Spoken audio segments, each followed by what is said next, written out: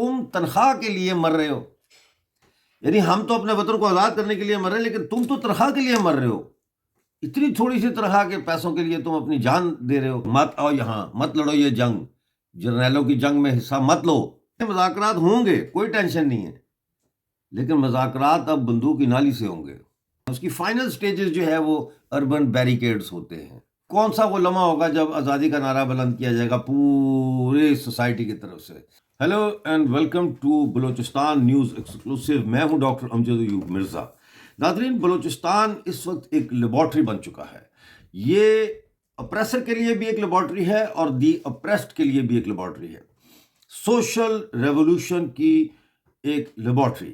یعنی ایک طرف یہ انقلابیوں کے لیے، قوم پرستوں کے لیے اور آزادی کی لڑائی لڑنے والوں کے لیے ایک لیبارٹری ہے، جس میں مختلف چیزوں کو اس وقت ٹیسٹ کیا جا رہا ہے اور دیکھا جا رہا ہے کہ مختلف عمل جو کیے جا رہے ہیں ان سے کیا نتائج حاصل ہو سکتے ہیں۔ ایک طرف آزادی پسند یہ کوشش کر رہے ہیں کہ وہ ایسے اقدامات کریں جن کو میں نے کل ریولوشنری ایکٹ کا نام دیا تھا اپنے پچھلے پروگرام میں، اور اس میں یہ سوال کیا تھا کہ انقلابی عمل یا ریولوشنری ایکٹ کیا ہوتا ہے۔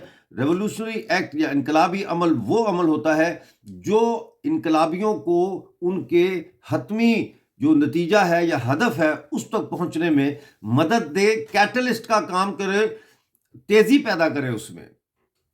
لہٰذا یہ اب میں آپ کو کچھ تصویریں بھی دکھاتا ہوں۔ جو میں بیریکیڈز کی بات کر رہا تھا وہ ہاف بیکڈ بیریکیڈز، یعنی کچی پکی بیریکیڈ جو ہے آلریڈی لگنا شروع ہو گئی ہیں بلوچستان کے اندر۔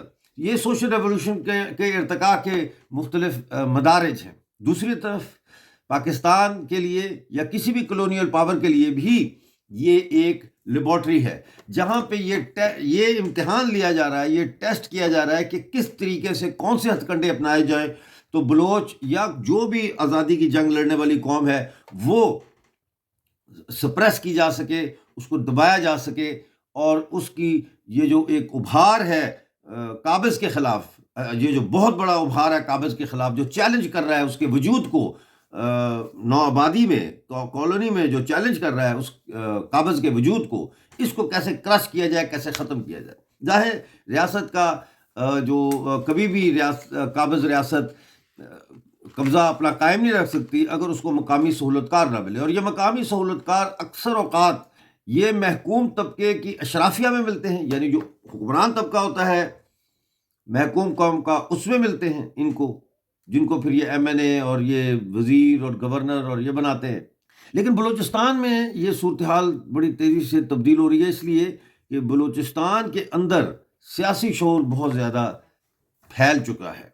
پچھلے 50-60 سالوں میں غوث بخش بزنجو سے لے کر آج تک جو کام کیا گیا ہے، وہاں پہ جو پروگریسوز نے کام کیا ہے، اس کے نتیجے میں قومی آزادی کی تحریک کو ایک تو مذہبی رنگ سے دور رکھا گیا ہے، مذہب کو ایک ذاتی مسئلہ قرار دیا گیا ہے، جو اپنا مذہب جو بھی رکھے کوئی ٹینشن نہیں ہے، لیکن قومی آزادی کی تحریک کو مذہب کے رنگ سے بچا کے رکھا گیا ہے۔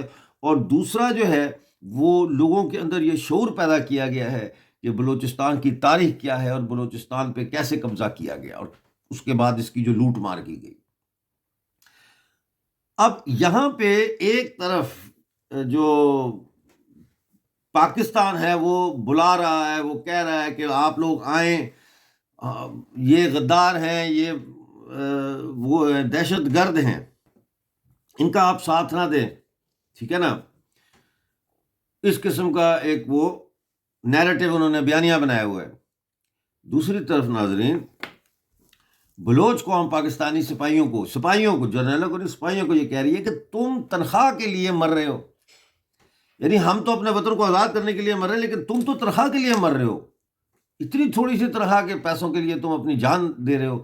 وہ یہ کہہ رہے ہیں، ان کو وہ کہہ رہے ہیں یہاں اپنی ماؤں بہنوں کو پنجاب میں کہ مت بھیجیں اپنے بچوں کو یہاں پہ مرنے کے لیے، اور خود آئیں اور دیکھیں کہ کوئی زندہ بھی بچا ہے یا نہیں۔ تو ایک طرف وہ پاکستانی فوج کے سپاہیوں کو ڈی مورلائز کرنے کے لیے وہ ان کو بتا رہے ہیں، مختلف طریقے ثبوت پیش کر رہے ہیں، دلائل دے رہے ہیں بیسیکلی کہ مت آؤ یہاں، مت لڑو یہ جنگ، جرنیلوں کی جنگ میں حصہ مت لو، وہ یہ کہہ رہے ہیں ان کو. اور یہ جو ہے ان کو کہہ رہے ہیں کہ آپ لوگ پاکستان کے ساتھ ہیں، پاکستانی ہیں، آپ ناراض ہیں، ہم ناراضگی دور ہونی چاہیے، یہ وہ اس قسم کی باتیں کر رہے ہیں، لیکن بندوق کی نالی سے بات کر رہے ہیں، بندوق کی نالی سے بات کر رہے ہیں. تو اسی لیے میرے خیال ہے ڈاکٹر اللہ نذر بلوچ کا پچھلے دنوں بیان آیا تھا، انہوں نے کہا تھا مذاکرات کرنے، مذاکرات ہوں گے، کوئی ٹینشن نہیں ہے، لیکن مذاکرات اب بندوق کی نالی سے ہوں گے یا بندوق کے ذریعے ہوں گے، اس قسم کا ان کا بیان آیا تھا. تو اب جو صورتحال بلوچستان میں ہمیں دکھ رہی ہے، یہ صورتحال ڈیول پاورز کی وہ سٹیج ہے جہاں اب بالکل جو ہے وہ عوامی طاقت کے ساتھ یہ ڈیول پاور جو ہے آزادی پسندوں کے حق میں تبدیل ہو رہی ہے اور ہو بھی چکی ہے، لیکن ابھی حتمی طور پر فتح حاصل نہیں ہوئی. وہ اس لیے نہیں ہوئی کہ وہ جو میں نے آپ کو یہ دیکھیں تصویر ذرا، یہ کچے پکے بیریکیڈز.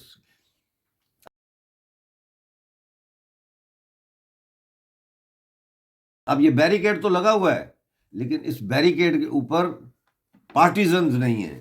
اب میں آپ کو کچھ تصویریں دکھاتا ہوں، پراپر جو بیریکیڈز ہوتے ہیں وہ کیا ہوتے ہیں. ان میں کچھ تصویریں جو ہے وہ اسپینش سول وار کی ہیں، اور جو میڈرڈ اور دوسرے شہروں میں جو عوام نے جو بیریکیڈز بنا دیے تھے فاشسٹوں کے خلاف جب سول وار ہوئی، اسپینش سول وار. اور دوسرا ایک فوٹو ہے 1960s کا، جب فرانس میں اسٹوڈنٹس نے بغاوت کی تو انہوں نے بھی بیریکیڈ لگائی تھی. آخری فوٹو فرانس کی ہے، باقی فوٹوز جو ہے وہ وہاں کی ہیں. تو یہ آپ دیکھیں، اور پھر آپ کو میں دکھاؤں گا دوبارہ وہی تصویر جو اس وقت بلوچستان میں کچی پکی بیریکیڈ کی ہے. تو پھر آپ کو سمجھ آئے گا کہ میں کیا بات کر رہا ہوں. مطلب ہے میں تو آپ کو ہسٹری پڑھا رہا ہوں نا، میں یہ تھوڑی کہہ رہا ہوں کہ اٹھو بھائی بندوق لے کے کھڑے ہو جاؤ، بات کو بیچ میں سمجھا کریں. دیکھیے تصویریں، یہ دیکھیے لوگوں نے گلی میں اینٹیں پتھر رکھ کے تو بیریکیڈ بنایا اسپین میں.